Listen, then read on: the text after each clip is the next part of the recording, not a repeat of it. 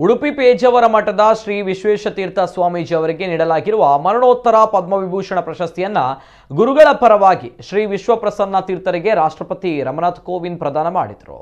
ಇನ್ನು ಗುರುಗಳ ಪರವಾಗಿ ಪದ್ಮವಿಭೂಷಣ ಪ್ರಶಸ್ತಿ ಸ್ವೀಕರಿಸುವ ಮುನ್ನ ಶ್ರೀಗಳು ತಮ್ಮ ಪಾದುಕೆಗಳನ್ನು ಕಳಚಿ ಇಟ್ಟು ಪ್ರಶಸ್ತಿ ಸ್ವೀಕಾರ ಮಾಡಿದಂತಹ ಆ ಸಂದರ್ಭ ಗುರುಭಕ್ತಿಯ ವಿಶೇಷ ಕ್ಷಣಕ್ಕೆ ಗೌರವಕ್ಕೆ ರಾಷ್ಟ್ರಪತಿ ಭವನ ಸಾಕ್ಷಿಯಾಯಿತು.